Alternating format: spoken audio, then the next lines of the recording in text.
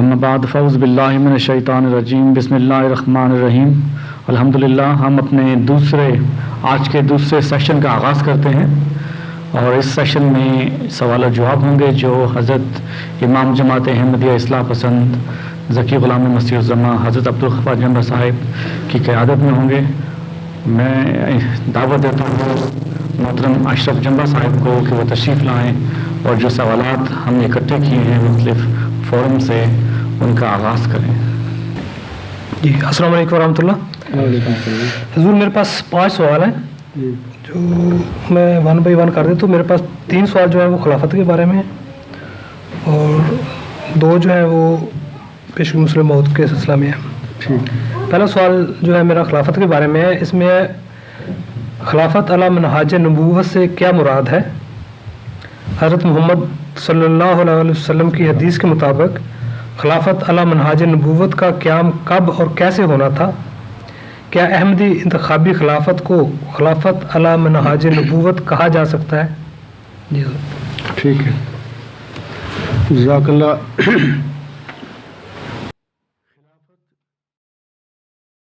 اعوذ باللہ من الشیطان الرجیم بسم اللہ الرحمن الرحیم. تو خلافت الی منہاج نبوت سے کیا مراد ہے؟ تو اس سلسلے میں آپ لوگوں کو بتانا چاہتا ہوں کہ منہاج نہج سے نکلا ہے. نہج کا معنی ہوتا ہے راستہ، طریقہ. نبوت کی طرح قائم ہونے والی خلافت جو ہوتی ہے اسے ہم خلافت الی منہاج نبوت کہتے ہیں، کیونکہ وہ نبوت کی طرح، نبی کی طرح ایک بندہ مامور ہوتا ہے، اللہ تعالیٰ کی طرف سے روح القدس پا کر کھڑا ہوتا ہے. تو جو نبی کی طرح خلافت قائم ہو یا اللہ تعالیٰ کسی انسان کو کھڑا کرے بطور مامور، تو اس قسم کی خلافت کو ہم خلافت الی منہاج نبوت کہتے ہیں. اب سوال یہ پیدا ہوتا ہے کہ نبی کیسے کھڑا ہوتا ہے؟ نبی کو لوگ تو نہیں منتخب کرتے، اس کا انتخاب نہیں ہوا کرتا. تو نبی تو براہ راست اللہ تعالیٰ سے روح القدس پا کر وحی و الہام پا کر کھڑا ہوتا ہے. تو ایسے ہی نبی کی جانشینی میں، نبی کے بعد جو لوگ نبی کی پیروی میں اللہ تعالیٰ سے روح القدس پا کر مامور ہوتے ہیں، کھڑے ہوتے ہیں الہام اور وحی کے ساتھ، تو وہ لوگ خلیفے ہوتے ہیں اللہ تعالیٰ کے، اور ان کی خلافت کو ہم خلافت الی منہاج نبوت کہتے ہیں. جہاں تک تعلق ہے کہ حضرت محمد صلی اللہ علیہ وسلم کی حدیث کے مطابق خلافت الی منہاج نبوت کا قیام کب اور کیسے ہونا تھا، تو اس ضمن میں گزارش ہے کہ حضرت عمر بن عبدالعزیز رحمہ اللہ تعالیٰ سے اس خلافت یعنی خلافت الی منہاج نبوت کا آغاز ہوا تھا، اور پھر ہر صدی کے سر پر اس قسم کے خلفاء روح القدس پا کر کھڑے ہوتے رہے. میں یہ جو ہے حدیث ہے خلافت الی منہاج نبوت کے حوالہ سے سوال میں وہ نہیں پڑھی گئی، بتایا گیا، بہرحال میں وہ حدیث پڑھ کر آپ لوگوں کو سنا دیتا ہوں. تو یہ مسند احمد کی حدیث ہے.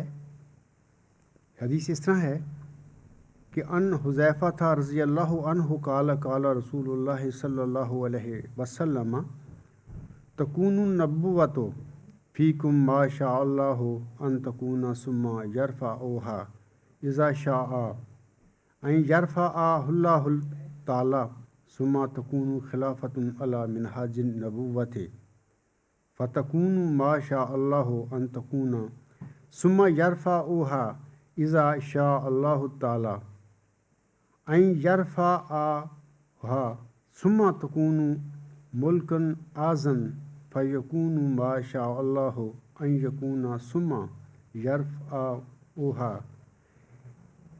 اذا شاء ان یرفعها اللہ تعالی ثم تکون ملکا جبریتا فتکون ما شاء اللہ ان تکون ثم یرفعها اذا شاء اللہ تعالی ان یرفعها ثم تکون خلافۃ علی منہاج النبوۃ ثم سکت.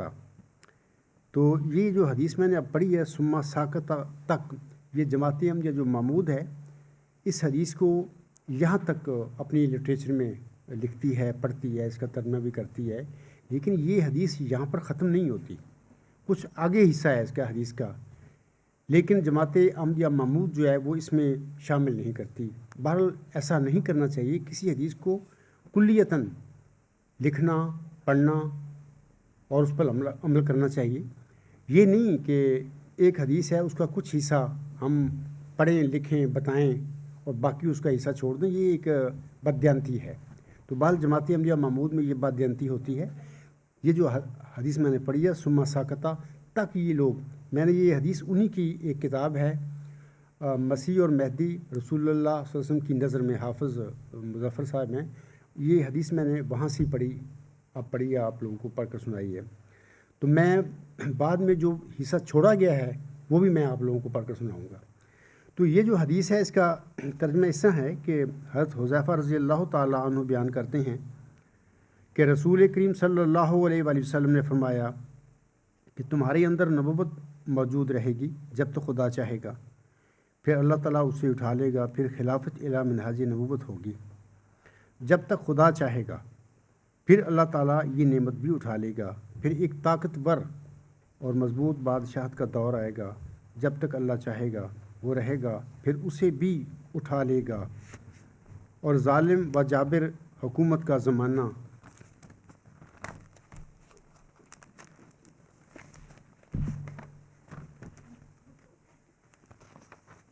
आएगा, फिर खिलाफत इला मिनहाज नबुव्वत कायम होगी। इसके बाद हुजूर सल्लल्लाहु अलैहि वसल्लम खामोश हो गए। तो ये जो तर्जुमा है मैंने जमात अहमदिया महमूद का पढ़ा है और इन्होंने पूरी हदीस नहीं पढ़ी। अब मैं आप लोगों को पूरी हदीस सुम्मा साकता से आगे जो रावी फरमाते हैं, जो हदीस है वो मैं पढ़ कर सुनाता हूँ। वो इस तरह है कि सुम्मा तकूना खिलाफतुन अला मिनहाज नबुव्वत सुम्मा साकता तक मैंने पढ़ी थी हदीस। आगे फिर काला हबीबुन फलम कामा उम्र बिन अब्दुल अज़ीज़ कतब तो अलैहि बेहाज़ल हदीसो उज़क्कर हो अय्या हो वकुल तो अजवाना तकूना अमीरुल मोमिनीना बादल मुल्कुल आज़ा वल जबरियते फतरब्बा ही वाजब ही, यानी उमर बिन अब्दुल अज़ीज़ रवाहू अहमद वल बहकी फ़िद दलालिन मुबद। अच्छा, ये हदीस पूरी है यहाँ तक ना, लेकिन जमाती अहमदिया महमूद में जहाँ तक मैंने पढ़ी है सुम्मा साकत तक आगे नहीं पढ़ते। अब मैं इसका पूरा तर्जुमा पढ़ कर सुनाता हूँ आप लोगों को। रवायत है नैमान बिन बशीर से, उसने नकल की हुज़ैफ़ा रज़ी अल्लाह ताला अन्हु से कि कहा, फरमाया रसूलुल्लाह सल्लल्लाहु अलैहि वसल्लम ने कि बाकी रहेगी नबुव्वत तुम में जब तक अल्लाह चाहेगा कि रहे, फिर अल्लाह ताला उसे उठा लेगा, फिर होगी खिलाफत तरीक़ा नबुव्वत पर, यानी खिलाफत इला नबुव्वत मिनहाज नबुव्वत, जब तक अल्लाह चाहेगा होना इसका, फिर उठा लेगा अल्लाह ताला इसको, फिर होगी बादशाहत गज़ांद, यानी ऐसी बादशाहत जिसमें एक दूसरे को लोग काट काट खाएंगे और आपस में लड़ें भिड़ेंगे, बस रहेगी जब तक कि अल्लाह चाहेगा अल्लाह ताला रहना उसका, फिर उठा लेगा अल्लाह ताला उसको, फिर होगी बादशाहत जबरिया, यानी तकब्बर और गलबा की और जबरी हुकूमत, फिर रहेगी वो जब तक कि अल्लाह ताला चाहेगा रहना उसका, फिर उठा लेगा अल्लाह ताला उसको, फिर होगी खिलाफत ऊपर तरीक़ा नबुव्वत के, फिर आप खामोश रहे या खामोश हो गए। हबीब जो इस हदीस के अब जो छोड़ा हुआ है हिस्सा, अब मैं वो पढ़ने लगा हूँ।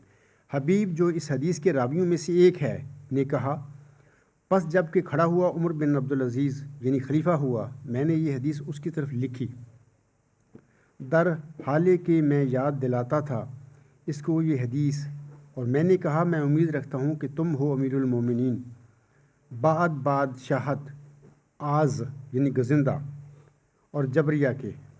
बस उनको इस तफसीर से खुशी हुई और पसंद किया उसको, यानी उमर बिन अब्दुल अज़ीज़ ने रवायत किया इसको अहमद और बहकी ने दलाइल नबुव्वत में। ये तो पूरी मैंने हदीस पढ़ी है और आप लोगों को पढ़ के सुनाई है। ये है खिलाफत इला मिनहाज नबुव्वत है और इसका सिलसिला हज़रत उमर बिन अब्दुल अज़ीज़ रहमहुल्लाह ताला जो पहली सदी के मुजद्दिद भी थे और खलीफा राशिद भी थे उस ज़माने में, तो वहाँ से اس کا سلسلہ جو ہے خلافت الی منہاج نبوت کا سلسلہ یہ شروع ہوتا ہے، اور اس کے بعد پھر ہر صدی کے سر پر اس قسم کے جو خلفاء ہیں وہ روح القدس پا کر کھڑے ہوتے رہے۔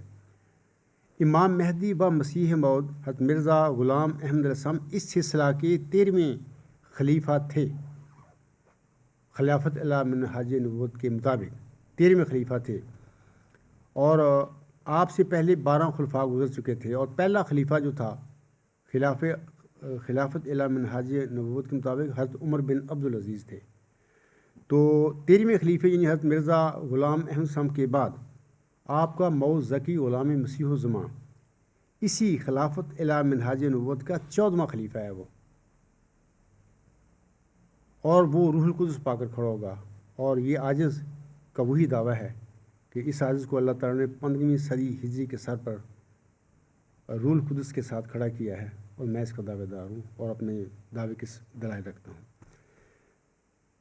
تو جہاں تک تعلق ہے یہ اگلا سوال ہے، کیا احمدی انتخابی خلافت کو خلافت الی منہاج نبوت کہا جا سکتا ہے؟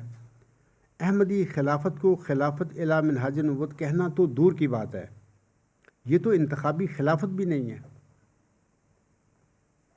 یہ تو موعود بلائے دمشق ہے جس کی خبر حضرت مرزا غلام احمد السلام کو 9 اپریل 1907 کو بلائے دمشق کے الہام میں دی گئی تھی۔ یہ وہ ہے دمشق کی بلا، تو یہ کہاں خلافت راشدہ بھی نہیں ہے۔ خلافت الی منہاج نبوت کا تو مقام کچھ اور ہے، وہ تو اللہ تعالیٰ خود کھڑا کرتا ہے اس بندے کو، خلیفہ کو، نبیوں کی طرز پر الہام سے اور روح القدس نواز کر اس کو کھڑا کرتا ہے۔ تو یہ جو ہے یہ تو دمشقی بلا ہے، یہ انتخابی خلافت بھی نہیں ہے۔ تو میں آپ لوگوں کو ایک اور بات بتانا چاہتا ہوں اس حوالے سے کہ دیکھو، خلافت راشدہ اور خلافت الی منہاج نبوت ان دونوں کی کیا حقیقت ہے اور ان میں کیا فرق ہے؟ فرق یہ ہے کہ خلافت الی منہاج نبوت میں تو اللہ تعالیٰ نبی کی طرح کسی اپنے بندے کو، مومن کو، جس کو چاہتا معمور فرما دیتا، کھڑا کر دیتا ہے۔ وہ نبی کی طرح وہ کھڑا ہوتا ہے، اللہ تعالیٰ کا روح القدس پا کر۔ لوگ نہیں اس کو کھڑے کرتے، نہ اس کو الیکٹ کرتے ہیں، نہ اس کو نامینیٹ کرتے ہیں۔ خلفائے راشدین جو ہوتے ہیں یا خلافت راشدہ جو ہوتی ہے، اس میں نبی کے بعد امت مومنوں میں سے ایک بندے کو جو اس کو مناسب سمجھتی ہے اس کا انتخاب کرتی ہے، اور وہ پھر اپنے نبی کی سنت پر چلتا ہے۔ وہ رشد و ہدایت یافتہ ہوتا ہے بندہ، اور اس کو ہم خلیفہ راشد کہتے ہیں، اور اس قسم کی خلافت کو خلافت راشدہ کہا جاتا ہے۔ یہ بھی خلافت الی منہاج نبوت نہیں ہے، اس کو ہم خلافت راشدہ کہتے ہیں۔ مثال کے طور پر 4 خلفائے راشدین جو تھے، اس میں جو حضرت ابوبکر صدیق رضی اللہ تعالیٰ عنہ ہیں، ان کے متعلق تو حضرت بانی جماعت صاحب نے فرمایا ہے اپنی کتاب جو سر الخلافہ ہے کہ ان کی خلافت الی منہاج نبوت کے مطابق تھی۔ باقی تینوں خلفاء کے متعلق حضرت مرزا صاحب فرماتے ہیں کہ وہ ان کی خلافت الی منہاج نبوت نہیں تھی۔ تو میں سمجھتا ہوں کہ جیسے حضرت مرزا صاحب نے فرمایا وہ ٹھیک ہے، لیکن میں سمجھتا ہوں کہ سارے یہ خلفائے راشدین ہی تھے، اور خلافت الی منہاج نبوت کا جو ہے پہلا خلیفہ وہ حضرت عمر بن عبدالعزیز ہے، جو پہلی صدی ہجری کے سر پر کھڑا ہوا، اور اللہ تعالیٰ نے وہ صاحب الہام اور صاحب وحی بندہ تھا۔ تو اور اس نے عمل سے بھی ثابت کیا کہ اللہ تعالیٰ نے اس کو ہدایت بخشی، اور اللہ تعالیٰ کی دی ہوئی توفیق کے مطابق اس نے پھر امت کی بہت اصلاح کی، تجدید کی۔ تو یہ مختصر سا جواب ہے۔ اگلا سوال پھر جی میرا دوسرا سوال ہے، حضرت مسیح موعود علیہ السلام نے فرمایا کہ وہ خاتم الخلفاء ہے، حضور کس خلافت کے خاتم الخلفاء ہے، اور اس خلافت کا اجرا کب ہوا؟ کیا اب اس خلافت کا اختتام ہو چکا ہے یا اب تک جاری ہے؟ شکریہ۔ میں پہلے تو اس سوال کے جواب میں عرض کرنا چاہتا ہوں کہ یہ جو سوال میں کہا گیا ہے کہ حضرت مسیح موعود نے فرمایا کہ وہ خاتم الخلفاء ہیں، سوال کے وقت ہی حوالہ نہیں پڑھا گیا کہ کہاں حضور علیہ السلام نے فرمایا ہے کہ میں خاتم الخلفاء ہوں۔ میں وہ حوالہ پڑھ دیتا ہوں پہلے۔ حضور صاحب فرماتے ہیں، آپ کی کتاب ہے اعجاز احمدی، روحانی خزائن جلد غالباً 16 ہے، صفحہ 113 ہے۔ حضور صلی اللہ علیہ وسلم فرماتے ہیں حضرت مسیح کے دوبارہ آنے کی نسبت براہین میں لکھا ہے، جب خدا نے مجھ پر اصل حقیقت کھول دی تو میں اس عقیدہ سے باز آ گیا، یعنی میں نے اس کو عقیدہ کو چھوڑ دیا۔ میں نے بجوز کمال یقین کے جو میرے دل پر محیط ہو گیا اور مجھے نور سے بھر دیا، اس رسمی عقیدہ کو نہ چھوڑا، حالانکہ اسی براہین میں میرا نام عیسیٰ رکھا گیا تھا اور مجھے خاتم الخلفاء ٹھہرایا گیا تھا، اور میری نسبت کہا گیا تھا کہ تو ہی کسر صلیب کرے گا۔ سمجھ آ گئی ہوگی سامعین کو کہ اس وقت حضور فرمایا کہ مجھے براہین میں خاتم الخلفاء اللہ نے قرار دیا ہے۔ تو ایک اور حوالہ میں آپ لوگوں کو پڑھ کر سناتا ہوں، یہ خطبہ الہامیہ ہے، یہ روحانی خزائن جلد 16 صفحہ 70 پر حضور صلی اللہ علیہ وسلم فرماتے ہیں۔ لیکن پہلا جو میں نے حوالہ پڑھا ہے اس کی جلد کا مجھے اعجاز احمدی وہ کتاب تو ہے، لیکن جلد جو ہے روحانی خزائن کی وہ میں نے لکھی نہیں، میں بھول گیا ہوں۔ تو یہ جو خطبہ الہامیہ کے الفاظ ہیں، یہ روحانی خزائن جلد 16 صفحہ 70 پر فرماتے ہیں حضور صلی اللہ علیہ وسلم، وَأَنَا خَاتِمُ الْأَوْلِيَاءِ لَا وَلِيَّ بَعْدِي إِلَّا الَّذِي هُوَ مِنِّي وَعَلَىٰ أَحَدِي وَإِنِّي أُرْسِلْتُ مِنْ رَبِّي بِكُلِّ قُوَّةٍ وَبَرَكَاتٍ وَعِزَّةٍ وَإِنَّ قَدَمِي هَٰذِهِ عَلَىٰ مَنَارَةٍ خُتِمَ عَلَيْهَا كُلَّ رِفْعَةٍ۔ حضور صلی اللہ علیہ وسلم فرماتی ہیں اور میں خاتم الاولیاء ہوں، میرے بعد کوئی ولی نہیں مگر وہ جو مجھ سے ہوگا اور میرے عہد پر ہوگا، اور میں اپنے خدا کی طرف سے تمام تر قوت اور برکت اور عزت کے ساتھ بھیجا گیا ہوں، اور یہ میرا قدم ایک ایسے مینارہ پر ہے جو اس پر ہے ہر ایک بلندی ختم کی گئی ہے۔ تو یہ تو حضور صلی اللہ علیہ وسلم کے دو حوالے تھے، میں نے پڑھ کر آپ لوگوں کو سنائے ہیں خاتم الخلفاء کے حوالہ سے۔ محمدی مریم، امام مہدی و مسیح موعود الاسلام، سامعین کرام، خلافت الی منہاج نبوت کا جو سلسلہ ہے جس کی آن حضرت صلی اللہ علیہ وسلم نے پیشگوئی فرمائی تھی، جس کا ابھی میں نے ذکر کیا ہے آپ لوگوں کے آگے، اور جس کا آغاز دین اسلام کے پہلے مجدد اور خلیفہ راشد حضرت عمر بن عبدالعزیز رحمہ اللہ تعالیٰ کے مبارک وجود سے ہوا تھا۔ حضور علیہ السلام یعنی حضرت مرزا غلام احمد علیہ السلام خلافت اور مجددیت کے اسی سلسلے کے خاتم الخلفاء اور مجدد الف آخر ہیں اور خاتم الاولیاء ہیں، اسی سلسلے کے، یعنی خلافت الی منہاج نبوت کا جو سلسلہ ہے امت محمدیہ میں جاری، اور جاری کب ہوا ہے؟ حضرت عمر بن عبدالعزیز سے پہلی صدی ہجری کے سر پر۔ اسی جو سلسلہ ہے خلافت کا، اسی خلافت کے سلسلے کے وہ خاتم الخلفاء ہیں اور مجدد الف آخر بھی ہیں۔ خلافت الی منہاج نبوت یا مجددین کا یہ سلسلہ سامعین کرام انشاءاللہ تعالیٰ قیامت تک جاری و ساری رہے گا۔ یہ نبوت جو یہ تجدید ہے، یہ پہلے علماء نے حضرت مرزا صلی اللہ علیہ وسلم سے پہلے وہ نبوت انہوں نے ختم کر دی، کہتے ہیں ختم نبوت کا میں نے یہ کہ نبوت ختم ہو گئی۔ اب جماعتی احمدیہ مامون نے یہ آگے کام کیا ہے کہ انہوں نے تجدید کا بھی کر دیا خاتمہ، یہ مجددیت بھی ختم ہے۔ میں آپ لوگوں کو بتانا چاہتا ہوں کہ دیکھو بڑی سیدھی سی بات ہے، یہ جو نبوت ہوتی ہے یا تجدید ہوتی ہے، ایک ہی سلسلہ ہوتا ہے اللہ تعالیٰ کی ہدایت دینے کا لوگوں کو نا۔ جب تک انسانوں کے ساتھ نفس لگا ہوا ہے، انسان نفس کے ساتھ پیدا ہوتے ہیں، اس وقت تک نہ نبوت کا سلسلہ ختم ہو سکتا ہے نہ تجدید کا سلسلہ ختم ہو سکتا ہے، اور ممکن نہیں ہے کہ انسانوں کے اندر سے نفس چلا جائے۔ ہاں اللہ تعالیٰ جس کو چاہے پاک اور صاف کر دے، اس کو نفس سے علیحدہ کر دے، یہ الگ بات ہے۔ اللہ تعالیٰ نبیوں کو جب کھڑا کرتا ہے ان کو پہلے پاک کرتا ہے، نفس سے خالی کر دیتا ہے ان کو۔ تو جب تک یہ انسانوں کے ساتھ نفس لگے ہوئے ہیں تو یہ سلسلہ جو ہے نا خلافت الی منہاج نبوت کا، یہ جاری و ساری رہے گا، مجددین کی شکل میں، خلفاء کی شکل میں۔ اللہ تعالیٰ ان کو کھڑا کرتا رہے گا، اپنا علم دے گا، ہدایت دے گا ان کو، اور پھر وہ اس کی ہدایت جو ہوگی اللہ کی، اللہ سے پا کر پھر وہ لوگوں کو تک پہنچائیں گے ہدایت۔ اور علاوہ اس کے میں آپ لوگوں کو یہ بھی بتانا چاہتا ہوں کہ خلافت الی منہاج نبوت کے اسی سلسلہ کا موعود ذکی غلام مسیح السماء یا موعود مسیح عیسیٰ بن مریم یا مسلم موعود 14واں خلیفہ ہے، اور اللہ تعالیٰ نے خاکسار پر 15 صدی ہجری کے سر پر بذریعہ وحی و اعلام یہ سب انکشافات مجھ پر فرمائے ہیں اور مجھے مامور فرمایا ہے۔ تو ایک بات میں آپ لوگوں کو اور بتا دینا چاہتا ہوں اس سلسلے میں کہ مجدد الف آخر بھی حضور سامنے فرمایا ہوا اپنے متعلق نا اپنی کتب میں. تو میں آپ لوگوں کو بتانا چاہتا ہوں کہ مجدد الف آخر سے کیا مراد ہے. جیسا کہ حضور صلی اللہ علیہ وسلم نے فرمایا ہے آپ مجدد صدی بھی ہیں اور مجدد الف آخر بھی. آپ مجدد صدی تھے اس بات کو تو آسانی کے ساتھ احباب سمجھ جاتے ہیں کیونکہ آپ 14ویں صدی کے مجدد تھے.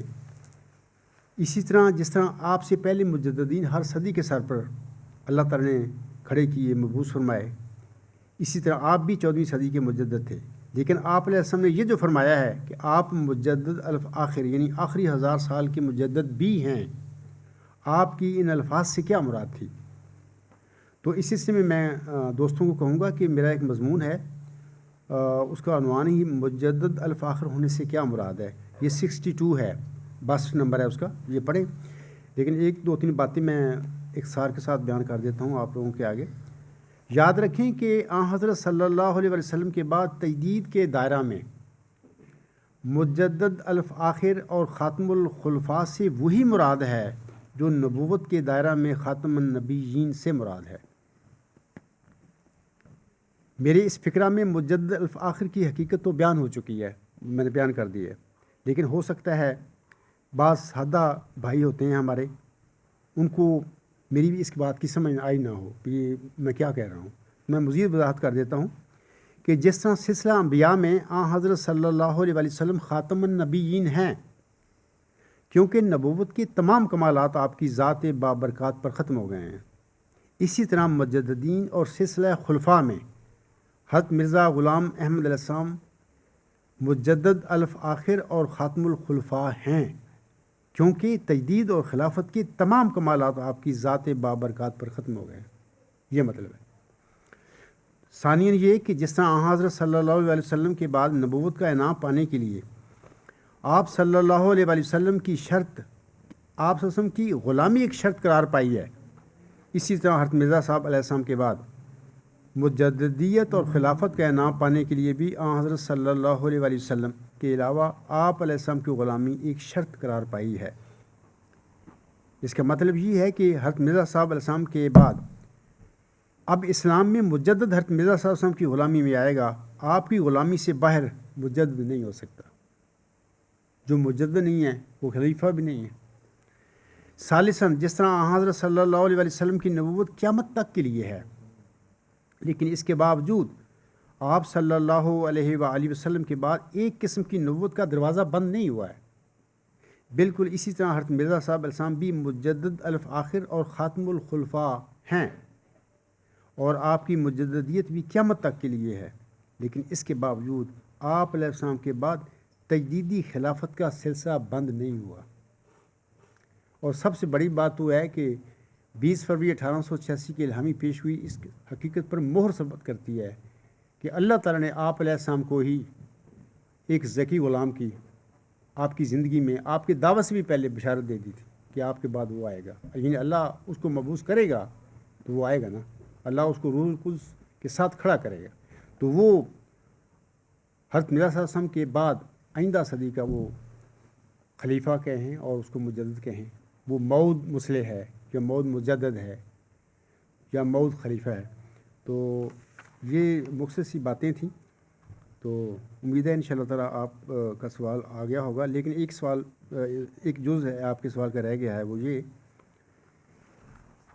آپ فرما رہے ہیں کہ کیا اب اس خلافت کا اختتام ہو چکا ہے یا اب تک جاری ہے. تو اس سلسلے میں یاد رکھیں کہ یہ خلافت جو ہے منہاج نبوت، یہ تجدیدی سلسلہ ہے، یہ قیامت تک جاری و ساری ہے، اس کا اختتام نہیں ہو سکتا. جیسے کہ میں نے پہلے کہا ہے، اگر تو یہ ممکن ہو جائے دنیا میں کہ لوگ نفس کے بغیر پیدا ہونے شروع ہو جائیں، کوئی نفس نہیں ہو ان کو، یہ تو فرشتے ہو گئے نا، پھر انسانی جسم میں فرشتے ہو گئے دنیا میں، پھر تو یہ سلسلہ سمجھو ختم ہو جائے گا، ضرورت نہیں ہے. لیکن جب تک انسانوں کے ساتھ نفس لگا ہوا ہے، نفس کے ساتھ لوگ پیدا ہوتے ہیں، تو پھر یہ غلطیاں، تو یہ سارا مسئلے تو پیدا ہوتے رہیں گے. تو پھر ان کو ٹھیک کرنے والے جو وہ بند کیسے ہو سکتے ہیں؟ خواہ اللہ بطور نبی بھیجے، ان کو بطور مجدد بھیجے، یہ اس کا کام ہے. تو یہ خلافت الہ منہاج نبوت جو ہے، یہ تجدیدی سلسلہ جو ہے، یہ یہی ہے کہ اللہ سے الہام پا کر، روح القدس پا کر یہ کھڑے ہونے والے لوگ ہوتے ہیں جو اللہ سے علم پا کر، ہدایت پا کر، پھر وہ اس گمراہیوں جو دنیا میں جاری ہو چکی ہوتی ہیں، لوگ اختیار کر چکے ہوتے ہیں ان کو ان کی اصلاح کرتے ہیں، یہ لوگوں کو ہدایت دیتے ہیں. تو یہ سلسلہ قیامت تک جاری صحیح رہے گا، اس کا خاتمہ نہیں ہو سکتا. ہاں جی، اگلا سوال. جی میرا اگلا سوال ہے، کیا مرزا بشیر الدین محمود احمد صاحب کی خلافت کا قیام رسالہ الوصیت میں بیان کردہ طریقہ کے مطابق ہوا تھا؟ اگر نہیں تو اس کی کیا وجوہات تھیں؟ پہلے تو میں آپ لوگوں کو بتانا چاہتا ہوں کہ رسالہ الوصیت میں حضور صاحب نے جو طریقہ بیان فرمایا وہ کیا ہے. پہلے تو ہمیں پتہ لگنا چاہیے وہ کیا ہے. تو اس سلسلے میں حضور صاحب کے ایک دو اقتباسات پڑھ کے سناتا ہوں آپ کو رسالہ الوصیت میں سے. حضور صاحب فرماتے ہیں، یہ روحانی خزائن جلد 20 صفحہ 304 تا 307 ہے. حضور صاحب فرماتے ہیں، اور چاہیے کہ جماعت کے بزرگ جو نفس پاک رکھتے ہیں میرے نام پر میرے بعد لوگوں سے بیعت لیں. یہاں پر حضور نے ایک حاشیہ دیا ہے، وہ بعد میں پڑھتا ہوں. آگے حضور فرماتے ہیں، خدا تعالیٰ چاہتا ہے کہ ان تمام روحوں کو جو زمین کی متفرق آبادیوں میں آباد ہیں، کیا یورپ اور کیا ایشیا، ان سب کو جو نیک فطرت رکھتے ہیں توحید کی طرف کھینچے اور اپنے بندوں کو دین واحد پر جمع کرے. یہی خدا تعالیٰ کا مقصد ہے جس کے لیے میں دنیا میں بھیجا گیا. سو تم اس مقصد کی پیروی کرو، مگر نرمی اور اخلاق اور دعاؤں پر زور دینے سے. اور جب تک کوئی خدا سے روح القدس پا کر کھڑا نہ ہو، سب میرے بعد مل کر کام کرو. تو یہ جو حاشیہ تھا وہ میں پڑھتا ہوں. اب حاشیہ میں حضور صاحب فرماتے ہیں، ایسے لوگوں کا انتخاب مومنوں کے اتفاق رائے پر ہوگا. بس جس شخص کی نسبت 40 مومن اتفاق کریں گے کہ وہ اس بات کے لائق ہے کہ میرے نام پر لوگوں سے بیعت لے، وہ بیعت لینے کا مجاز ہوگا. اور چاہیے کہ وہ اپنے تئیں دوسروں کے لیے نمونہ بناوے. خدا نے مجھے خبر دی ہے کہ میں تیری جماعت کے لیے تیری ہی ذریت سے ایک شخص کو قائم کروں گا اور اس کو اپنے قرب اور وحی سے مخصوص کروں گا، اور اس کے ذریعے سے حق ترقی کرے گا اور بہت سے لوگ سچائی کو قبول کریں گے. سو ان دنوں کے منتظر رہو اور تمہیں یاد رہے کہ ہر ایک کی شناخت اس کے وقت میں ہوتی ہے، اور قبل از وقت ممکن ہے کہ وہ معمولی انسان دکھائی دے یا بعض دھوکہ دینے والے خیالات کی وجہ سے قابل اعتراض ٹھہرے، جیسا کہ قبل از وقت ایک کامل انسان بننے والا بھی پیٹ میں صرف ایک نطفہ یا حلقہ ہوتا ہے. یہ حاشیہ میں اسی صفحہ پر یہ حضور صاحب کے الفاظ ہیں. تو علاوہ اس کے بھی حضور صاحب نے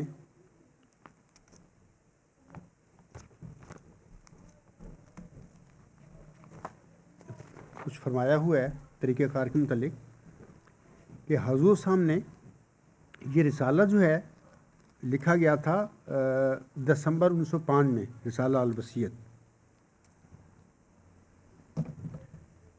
لیکن پھر آگے جنوری 1906 میں حضور صاحب نے صدر انجمن احمدیہ کا قیام فرمایا، اور اس کے قیام کے بعد حضور صاحب نے اسی ضمیمہ جو ہے رسالہ الوصیت کا، اس میں اس کے متعلق فرمایا تھا کہ چونکہ انجمن خدا کے مقرر کردہ خلیفہ کی جانشین ہے، اس لیے انجمن کو دنیا داری کے رنگوں سے بکلی پاک رہنا ہوگا اور اس کے تمام معاملات نہایت صاف اور انصاف پر مبنی ہونی چاہیے. یہ الوصیت روحانی خزائن جلد 20 صفحہ 325. تو حضور صاحب نے اپنے الوصیت رسالہ میں اس صدر انجمن احمدیوں کو اپنی جانشین قرار دیا اور اپنے آپ کو انہوں نے خلیفہ قرار دیا کہ خدا کے مقرر کردہ خلیفہ کی یہ جانشین ہے.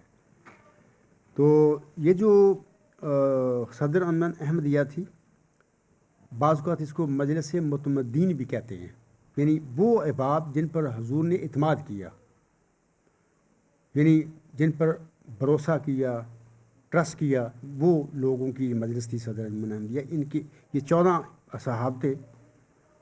تو میں ان کے نام آپ لوگوں کو پڑھ کر سنا دیتا ہوں کہ کیا تھے. تو سب سے پہلے تو مولوی نور الدین صاحب تھے رضی اللہ تعالیٰ عنہ، ان کو صدر بنایا حضور صاحب نے. پھر مولوی محمد علی صاحب سیکٹری بنا دیے گئے. پھر خواجہ کمال الدین صاحب تھے تیسرے نمبر پر مشیر قانونی. چوتھا مولانا مولوی سید محمد احسن صاحب امروہی سے. پانچویں صاحبزادہ مرزا بشیر الدین محمود احمد صاحب. چھٹے نواب محمد علی خان صاحب رئیس مالیر کوٹلہ. ساتویں سیٹھ عبد الرحمن صاحب مدراس. آٹھویں مولوی غلام حسن خان صاحب رجسٹرار پشاور. 9वें नंबर पे थे मीर हामद शाह साहब सियालकोट। 10वें नंबर पर शेख रहमतुल्लाह साहब ताजिर मालिक English ware house Lahore. 11वें number पर डॉक्टर मिर्ज़ा याकूब बेग साहब लाहौर। 12वां थे डॉक्टर सईद मोहम्मद हुसैन शाह साहब लाहौर। और 13वें थे डॉक्टर खलीफा रशीदुद्दीन साहब लाहौर। और 14वें डॉक्टर मीर मोहम्मद इस्माइल साहब, ये हुजूर साहब के बिरादर नस्बी थे। तो ये 14 असहाब थे। ये थी मजलिस मुतमद्दीन और इसको सदर अंजुमन अहमदिया भी कहते हैं हम लोग। तो हुजूर साहब ने ख़ुद मौलवी नूरुद्दीन रज़ी अल्लाह ताला अन्हु को इसका सदर बना दिया।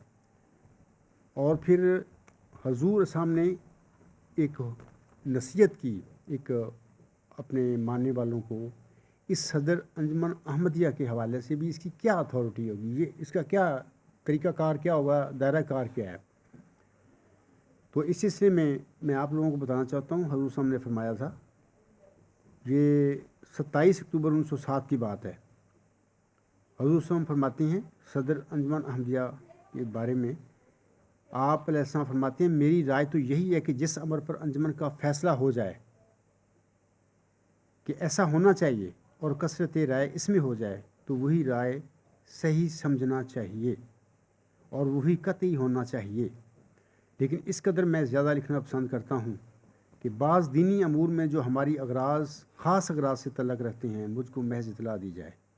और मैं यकीन रखता हूँ कि ये अंजुमन खिलाफ मंशा मेरी हरगिज़ नहीं करेगी, लेकिन सिर्फ़ एहतियातन लिखा जाता है कि शायद वो ऐसा अमर हो कि खुदा ताला का इसमें कोई ख़ास इरादा हो। और ये सूरत मेरी सिर्फ़ मेरी ज़िंदगी तक है और बाद में हर एक अमर में सिर्फ़ अंजुमन का इत्तेहाद ही काफ़ी होगा। तो हमने देखा है कि इस हुजूर साहब ने अपने इस फरमान में कुल्लियतन सदर अंजुमन अहमदिया के अक्सरियती फ़ैसले को ठीक करार दिया है कि वो जो भी ये लोग करेंगे तो वो फ़ैसला ही कतई और सही होना चाहिए। लेकिन एक उन पर लगा दी शर्त कि मेरी ज़िंदगी में आप लोगों ने जो भी करना है मेरे इल्म में होना चाहिए और मैं उसको रेटिफाई करूँगा, उसको टेस्टिफाई करूँगा, तो फिर फाइनल हो जाएगा। तो मेरी वफ़ात के बाद फिर कुल्लियतन इसका अक्सरियती जो फ़ैसला है वही ठीक होगा, उसके मुताबिक फ़ैसले फिर होंगे। तो ये तो तरीक़ा था। आपका सवाल ये है कि मिर्ज़ा बशीरुद्दीन महमूद अहमद साहब की खिलाफत का क़याम रिसाला अल वसीयत में बयान करदा तरीक़ा के मुताबिक हुआ था, अगर नहीं तो इसकी वजूहात क्या थी। तो इस सिलसिले में मैं आप लोगों को बताना चाहता हूँ कि हुजूर साहब की वफ़ात 26 मई 1908 को हुई थी।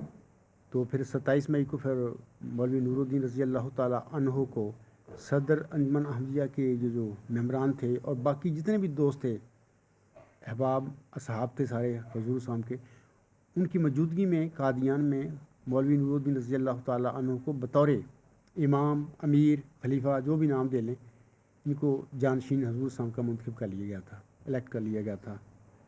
तो उसके बाद फिर इनका सिलसिला इमामत का शुरू हो गया। इसी इमामत के सिलसिले में जनाब मिर्ज़ा बशीरुद्दीन महमूद ने कुछ ऐसे काम करने शुरू कर दिए जो बाद में जो बुनियाद अब जो बनी हुई है जमात अहमदिया महमूद में, जो गलतियाँ या जितनी भी ख़राबियाँ पैदा हुई उसकी बुनियाद वो काम बने। मैं मिसाल को देता हूँ आप लोगों को कि हुजूर साहब की अंजुमन जो थी सदर अंजुमन अहमदिया, ये तो थी, उसके मेम्बरान भी थे। एक को तो जानशीन बना दिया गया हुजूर साहब का, बाकी 13 मौजूद थे। मिर्ज़ा बशीरुद्दीन ने 1909 में अंजुमन इरशाद बना ली। ये क्यों बनाई थी उसने, जबकि जमात अहमदिया में उनके बाप की बनाई हुई सदर अंजुमन अहमदिया मौजूद थी। अलावा इसके फरवरी 1911 में मजलिस इंसार बना ली उन्होंने। और जून 1913 में 2 अखबार जारी थे हुजूर साहब ने, अल हकम और अल बदर। उन दोनों अखबारों के रिव्यू ऑफ रिलीजन भी था। ये सब कुछ होते हुए उन्होंने जून 1913 में अल फजल अखबार जारी कर लिया बशीरुद्दीन महमूद ने। अच्छा, 1913 में उन्होंने दावत इल खैर फंड जारी कर लिया, जबकि चंदा आम जो हुजूर साहब ने जारी किया था या वसीयती चंदा था वो भी जारी था। तो ये जो बातें हैं, सवाल यहाँ पर पैदा होता है कि क्या बशीरुद्दीन महमूद ने खलीफतुल मसीह अव्वल रज़ी अल्लाह तआला की इजाज़त से ये काम किए थे? अगर तो किए थे कोई मुझे सबूत दे दे इस बात का, फिर तो मैं कहूँगा कि बिल्कुल ठीक था। उन्होंने अगर इजाज़त दी ये काम कर लो, फिर तो ठीक है, फिर तो हम इस पर कोई भी इतराज़ नहीं कर सकता, ना करना चाहिए। लेकिन उन्होंने तो दी, कहा ही नहीं ये काम करो। یہ مرزا بشیر الدین محمود کے یہ وہ کام تھے، حفظ ما تقدم کے طور پر جماعت احمدیہ کی قیادت پر قبضہ کرنے کے لیے یہ سارے کام اس نے کیے تھے۔ اور مسئلہ یہ ہے کہ حضور صاحب نے جو طریقہ بتایا ہے نا اپنا انتخاب کا، اس میں تھوڑا سا مسئلہ ہے۔ ایک طرف حضور صاحب نے صدر انجمن احمدیہ یا مجلس متمدین بنا دی، 14 ممبر، ایک کو صدر بنا دیا، باقی 13 بچ گئے، اور ان ممبران کی اکثریتی رائے کو صحیح قرار دیا۔ دوسری طرف حضور صاحب نے رسالہ الوصیت میں 40 ممنوعوں کو جو متفقہ رائے سے جس کو وہ منتخب کریں کہ وہ بیعت لینے کا میرے نام پر لائق ہے، اس کو وہ بیعت لیں میرے نام پر، ٹھیک ہے، یہ بھی کہہ دیا۔ اچھا، اب ہونا تو یہ چاہیے کہ 40 مومن ہی بھلے منتخب کریں، لیکن ان 40 میں یہ جو صدر انجمن احمدیہ کے 13 ممبران بچ گئے تھے، خلیفہ اول تو فوت ہو گئے، ان 13 کی کم از کم اگر 13 ہی اس میں شامل نہیں تو کم از کم ان کی اکثریتی رائے، اکثریتی ممبر ان میں ہونے چاہیے تھے جو بھی خلیفہ اول کے بعد بنے۔ لیکن مرزا بشیر الدین محمود نے یہ سارے کام پہلے اس لیے کیے تھے۔ مجلس انصاروں نے کیوں بنائی؟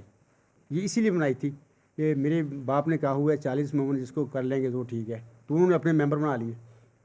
تو انہوں نے حضور صاحب کے قائم کردہ صدر انجمن احمدیہ کے جو ممبران تھے، جن پر حضور نے ٹرسٹ کیا تھا، جن پر اعتماد کیا تھا حضور صاحب نے، ان کو پتہ لگ گیا تھا کہ ان کی اکثریت مجھے نہیں چاہتی، کیونکہ ان کی ایسے باتیں تھیں بشیر الدین محمود کی جو قابل اعتراض تھیں۔ تو وہ سمجھتے تھے کہ انہوں نے مجھے نہیں بنانا، لیکن ان کا یہ فیصلہ تھا ہر صورت میں نے خلافت پر، قیادت پر قبضہ کرنا ہے۔ یہ ساری کام اس لیے کیے ہوئے ہیں۔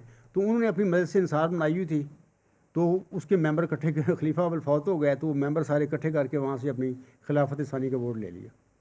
تو وہ جو مرزا صاحب نے جن پر اعتماد کیا تھا وہ بیچارے ان کو پوچھا ہی نہیں، یعنی یہ غلط بات ہو، یہ انتخاب غلط تھا۔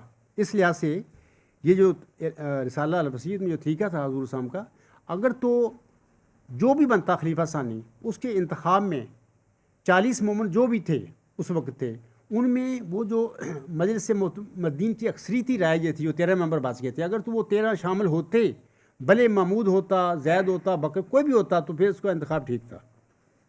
یا کم از کم وہ سارے نہیں ہوتے تو کم از کم اکثریتی ممبر جو ہیں وہاں پہ اس فیصلے میں ہوتے، تو پھر ہمیں کہیں گے ہاں ٹھیک ہے، کہ ان کو اکثریت ممبروں کی ان میں تھی۔ تو وہ تو اکثریت پورے کیا، وہ اکثریت بھی نہیں تھی وہاں پہ۔ ان میں سے ایک مولوی نواب محمد علی خان صاحب تھے، اور ایک خود بشیر الدین محمود تھا، ایک دو غالباً اور تھے، ایک تو ماموں تھے ان کے مثلا یہ اپنا میر محمد اسماعیل، یا غالباً ایک مولوی غلام حسن خان صاحب رجسٹرڈ، یا دوسرا مولوی سید محمد احسن صاحب امروہی، یہ بھی تھے۔ تو 3-4 ممبر ملا کے مرزا بشیر الدین محمود نے اپنی مجلس انصار میں مرزا صاحب کی جو صدر انجمن احمدیہ تھی اس کو تو نظر انداز کر دیا، طریقوں بھی جو حضور نے بیان فرمایا اس کو بھی نظر انداز کر دیا۔ تو اپنی مجلس انصار میں سے 40 مومنوں کا اپنا ووٹ لے کے اپنے خلافت ثانیہ کا اعلان کر دیا۔ اس لحاظ سے میں یہ کہوں گا کہ یہ جو ان کا انتخاب تھا حضور صاحب کے بیان فرمودہ طریقہ کار کے مطابق نہیں تھا، ان کی وصیت کے مطابق نہیں تھا، ان کا اپنی سیاسی اس قسم کا انہوں نے بنایا ہوا تھا سارا، تو اس کے مطابق انہوں نے اپنا بطور خلیفہ ثانی کے انتخاب کرا لیا، جو کہ حضور صاحب کی منشا اور مرضی کے مطابق قطع نہیں تھا۔ تو میں سمجھتا ہوں کہ یہ کافی ہو گیا ہے، تو آپ کے سوال کا جواب بھی آ گیا ہے اس میں۔ حضور یہ میرے 3 سوال جو تھے میرے پاس یہ خلافت کے بارے میں تھے جی، تو اس کے مطابق تو میرے خیال میں پھر خلافت احمدیہ جسے ہمارے احمدی بھائی خلیفہ خدا بناتا ہے یا سچی خلافت سمجھتے ہیں، یہ تو کسی خلافت کے کسی زمرے میں نہیں ہے۔ خلافت نہیں ہے وہ وہ تو بلاد مشق ہے نا، جی اپنی بلاد مشق کو وہ کہہ دیتے ہیں کہ خلیفہ خدا نے بنایا ہے، یعنی جو خلیفہ بھی نہیں ہے تو اس کو خدا نے کیسے بنا دیا؟ وہ تو انتخابی بھی نہیں ہے، خلافت راشدوں تو بعد کی بات ہے نا، اس کو تو امت اپنی، اگر اسی طریقہ کا جو بانی جماعت سامنے رسالہ الوصیت میں اپنی مجلس متمدین میں بتایا ہوا ہے اور جو 40 مومنوں کا بتایا ہوا ہے، اگر جیسا کہ میں نے ابھی بیان کیا ہے کہ اگر یہ سارے لوگ مرزا بشیر الدین محمود کا انتخاب یا خلیفۃ المسیح اکبر کی وفات کے بعد جو انتخاب ہونا تھا اس میں یہ سارے ممبر ہوتے، 40 دوسرے بھی ہوتے، ساری جماعت بھی ہوتی، ان کا سارے نہیں تو کم از کم اکثریتی ممبروں کا اس انتخاب میں ہونا ضروری تھا، کیونکہ ان لوگوں کو خود خلیفۃ المسیح اول نے کہا ہے کہ یہ 14 ہی مرزا صاحب نے اپنے خلیفے بنائے تھے، 14 ہی خلیفے تھے، یعنی ان میں سے بننا تو ایک نہیں تھا نا، صدر تو ایک ہی بنتا ہے، لیکن وہ 14 ہی قابل تھے کہ اس کے مرزا صاحب کے جانشین بن سکتے تھے۔ مرزا صاحب نے اپنے فیصلے میں فرما دیا کہ ان میں سے ہی بناؤ، لیکن ان کی اکثریت رائے کو مرزا صاحب نے کہا تھا وہ قطعی ہوگی، صحیح ہوگی۔ 2 بندے اٹھ کے اس میں سے نکل کے اپنے بندوں کو ملا کے کوئی اپنی مرضی سے مان لیتے ہیں تو وہ بن جاتے ہیں، وہ نہیں، وہ انتخاب ٹھیک نہیں ہے۔ ان کی کم از کم اکثریتی رائے جو خلافت ثانیہ تھی اس کے انتخاب کے وقت ان لوگوں میں ہونی چاہیے تھی، جو کہ نہیں تھی۔ تو شکریہ۔ اگلا میرا سوال جو ہے یہ مسلم موعود کے بارے میں ہے، عشق مسلم موعود کے بارے میں سوال ہے۔ مسلم موعود نے پیش گوئی کے مطابق حضرت مسیح موعود کے تخم سے پیدا ہونا تھا، تو پھر مرزا بشیر الدین محمود احمد صاحب کا دعویٰ مسلم موعود کیوں سچا نہیں سمجھا جا سکتا؟ ٹھیک ہے، شکریہ آپ کے سوال کا۔ پہلی بات تو میں یہ کہتا ہوں کہ یہ جو سوال ہے اس میں یہ کہا گیا ہے کہ مسلم موعود نے پیش گوئی کے مطابق حضرت مسیح موعود علیہ السلام کے تخم میں سے پیدا ہونا تھا، یہ بات غلط ہے۔ کون کہتا ہے کہ تخم میں سے پیدا ہونا تھا؟ میں باقی باتیں بعد کی بتاؤں گا۔ جماعت احمدیہ مامون میں سے کوئی بھی خلیفہ، کوئی بھی مولوی آج میرے سامنے یہ حوالہ مرزا صاحب کا مجھے دے دیں کہ جی مسلم موعود نے مرزا غلام صاحب کی تخم میں سے پیدا ہونا تھا، میں اپنے دعوے پہ نظر ثانی نکالوں گا، یہ ثبوت دیں مجھے۔ میں آپ لوگوں کو بتانا چاہتا ہوں کہ دیکھو الہامی پیشگوئی جو مسلم موعود ہے نا، یہ چلہ ہوشیارپور میں حضور صاحب پر نازل ہوئی تھی۔ یہ پیشگوئی دراصل اس طرح شروع ہوتی ہے کہ میں تجھے ایک رحمت کا نشان دیتا ہوں اسی کے موافق جو تو نے مجھ سے مانگا۔ نشان رحمت کے متعلق اصل میں یہ پیشگوئی ہے۔ اچھا، وہ نشان رحمت کیا ہے؟ آگے جا کے اللہ تعالیٰ اسی پیشگوئی میں فرما دیتا ہے ملہم کو کہ سو تجھے بشارت ہو کہ ایک وجیح اور پاک لڑکا تجھے دیا جائے گا، ایک ذکی غلام تجھے ملے گا، وہ لڑکا تیری ہی تخم سے اور تیری ہی ذریت و نسل ہوگا، وغیرہ وغیرہ، آگے لمبی پیشگوئی ہے۔ بیسیکلی یہ جو پیشگوئی ہے نشان رحمت کے متعلق ہے، اور جب ہم نشان رحمت کی تخصیص کرنا چاہیں ان دونوں وجودوں میں سے، ایک لڑکا ہے ایک غلام ہے، تو پتہ ملتا ہے ہمیں سورت مریم ہماری مدد کرتی ہے کہ ذکی غلام جو ہے وہ نشان رحمت ہے، اور اسی ذکی غلام، اسی نشان رحمت کو حضور صاحب نے مسلم موعود کا نام دیا۔ اسی کے متعلق یہ مین پیشگوئی نازل ہوئی تھی چلہ ہوشیارپور میں۔ اسی مین پیشگوئی میں اللہ تعالیٰ نے اپنی کسی حکمت عملی کے تحت، میں سمجھتا ہوں کہ ملہم کی اولاد کی اور اس کی جماعت کی آزمائش کے طور پر یہ سارا کام ہوا ہے، ورنہ اللہ تعالیٰ لڑکے کی پیشگوئی الگ بھی دے سکتا تھا اس کو، لیکن اللہ نے اسی پیشگوئی میں لڑکے کی پیشگوئی شور کر لی تاکہ لوگوں کو میں آزماؤں، دیکھوں وہ کرتے کیا ہیں بعد میں۔ تو لڑکے کی پیشگوئی بھی اللہ نے اسی میں شامل کر دی۔ تو میں بتاتا ہوں کہ جیسے کہ الہام میں آتا ہے، الہامی الفاظ اس طرح ہیں کہ سو تجھے بشارت ہو کہ ایک وجیح اور پاک لڑکا تجھے دیا جائے گا، یہاں پر سٹاپ آ جاتا ہے، یعنی فکرہ اللہ مکمل کر دیتا ہے۔ پھر آگے شروع ہوتا ہے ایک ذکی غلام تجھے ملتا ہے، ایک ذکی غلام تجھے ملے گا، پھر آگے سٹاپ ہو جاتا ہے۔ ذکی غلام کے آگے ملہم لکھتا ہے لڑکا، بریکٹ میں اللہ الہام نہیں نازل کیا کرتا ہے، یہ ملہم کے اپنے لفظ ہیں، اس نے اپنی سوچا سمجھا جو شاید یہ میرا لڑکا ہے، یہاں پر بھی سٹاپ ہو جاتا ہے۔ پھر آگے اللہ فرماتا ہے وہ لڑکا تیری ہی تخم سے اور تیری ذریت نسل ہوگا۔ دیکھیں اس پیشگوئی میں لڑکے کے متعلق اللہ نے ڈن کر دیا، فیصلہ دے دیا کہ اے میرے بندے، اے میرے ملہم، وہ تیرا جسمانی لڑکا ہوگا۔ اور ذکی غلام جو ہے جس کے متعلق یہ پیشگوئی نازل ہوئی ہے نشان رحمت کے طور پر، سورت مریم اس بات کی پر تصدیق کرتی ہے، اس بات کی، اسی بندے کو ملہم نے مسلم موعود کہا ہے۔ اب سوال یہ پیدا ہوتا ہے ذکی غلام کے متعلق تو نہ اس الہامی پیشگوئی میں، نہ حضور صاحب کی وفات تک جو کلام ان پر نازل ہوا اپنی وحی، کسی جگہ پر بھی اللہ تعالیٰ نے اس ذکی غلام کے متعلق فیصلہ نہیں دیا کہ یہ ذکی غلام تیرے ہی تخم سے اور تیری ہی ذریت نسل ہوگا۔ اگر تو جماعتی احمدیہ معبود مجھے یہ الفاظ الہامی مرزا صاحب کے بتا دے، دکھا دیں، میں اسی وقت اپنے دعوے پر نظر ثانی نکالوں گا، کیونکہ ہو ہی نہیں سکتا کہ اللہ کا وعدہ ہو مرزا صاحب سے کہ یہ ذکی غلام، یہ نشان رحمت تیری ہی تخم سے اور تیری ہی ذریت نسل ہوگا، تو اللہ پھر مرزا صاحب کی تخم سے باہر کسی کو بنا دے، جیسے کہ میں آپ دعویٰ کرتا ہوں مجھے اللہ نے بتایا ہے اور انکشاف فرمایا ہے۔ تو یہ الفاظ مجھے آج دے دیں، مرزا مسعود صاحب دے دیں، مرزا طاہر تو نہیں دے کے آیا، وہ تو چھپا لیا اس نے دعویٰ میرا، دے دیں، اس کے بعد ہمارا جھگڑا ختم، میں اپنے دعوے پہ نظر ثانی کر لوں گا، لیکن میں آپ لوگوں کو بتاتا ہوں کہ اللہ تعالیٰ نے یہ سب جھوٹ نظر کیا جاتا ہے جماعت احمدیہ محمود نے لوگوں کو بتایا جاتا ہے، جیسے کہ سوال میں کہا گیا ہے کہ مسلم موعود نے پیشگوئی کے مطابق حضرت مسیح موعود اسلام کے تخم سے پیدا ہونا تھا۔ یہ سب جھوٹ ہے۔ تخم سے لڑکے کا وعدہ ہے، ذکی غلام کا وعدہ نہیں، مسلم موعود کا وعدہ نہیں ہے۔ اس کے متعلق اللہ نے اپنے پاس فیصلہ رکھا کہ میں چاہوں تو لڑکا بھی دے سکتا تھا، مرزا صاحب کو بھی لڑکے کے رنگ میں دے دیتا، چاہتا اللہ تعالیٰ تو آپ علیہ السلام کی جسمانی نسل میں پیدا کر دیتا اس کو، اور اگر اللہ نے چاہا تو حضور صاحب کی جماعت میں سے، جیسے کہ میں کہتا ہوں اللہ نے مجھے خبر دی ہے، اس کی جماعت میں سے اس کے روحانی فرزند کو بطور روحانی فرزند یا پیروکار کو یہ اعزاز یا رحمت کا نشان بنا دیا۔ تو میں آپ لوگوں کو بتانا چاہتا ہوں کہ تخم سے پیدا ہونے کا وعدہ لڑکے کے ساتھ ہے، مسلم موعود کے بارے میں نہیں ہے۔ مسلم موعود کون ہے؟ وہ نشان رحمت ہے، وہ ذکی غلام ہے۔ تو یہ کہنا کہ تو پھر مرزا بشیر الدین محمود احمد صاحب کا دعویٰ مسلم موعود کیوں سچا نہیں سمجھا جا سکتا؟ جناب وہ تو وعدہ ہی نہیں لڑکے کے بارے میں، تو مسلم موعود کے لڑکے کے بارے میں تو وعدہ ہی نہیں اللہ نے کیا ملوں کے ساتھ۔ اور تفسیر ہے کہ 13 مبشر جو الہام ہیں حضور صاحب پر نازل ہوئے، اللہ کو علم تھا کہ میرا بندہ سمجھ رہا ہے کہ یہ لڑکا ہے میرا کوئی، وہ لڑکوں میں ڈھونڈتا بھی رہا، لیکن اللہ تعالیٰ پھر جیسے بھی مثلا پہلا لڑکا ان کو سمجھ لیا انہوں نے بشیر اول کو کہ یہ میرا وہی ہے، موعود ہے، وہ لڑکا ہے میرا، مولود لفظ استعمال کی انہوں نے، مولود مسعود، تو اللہ نے اس کو وفات کر لیا، کیونکہ اللہ کے علم میں تھا کہ یہ نہیں ہے، وہ تو میں نے دینا ہی نہیں اس کو لڑکے کے طور پر۔ پھر حضور صاحب نے ایک سبز اشتہار لکھا، وہاں پر پھر انہوں نے کہا کہ یہ میں غلطی سے یہ 2 پیشگوئیاں تھیں، میں ایک سمجھ بیٹھا اس کو، ایک ذکی غلام ہے ایک لڑکا ہے، میں ان کو ایک سمجھ لیا تھا۔ اور باقی جب انہوں نے ذکی غلام کے آگے لڑکا لکھا تو اس کا مطلب یہی تھا کہ وہ سمجھ رہے تھے کہ جس لڑکے کی میں شروع میں کہا ہے اللہ نے کہ سو تجھے بشارت ہو کہ ایک بجی اور پاک لڑکا تجھے دیا جائے گا، ایک ذکی غلام تجھے ملے گا، اسی کو اللہ ذکی غلام کہہ رہا ہے، یعنی ایسے شبہ پڑتا ہے۔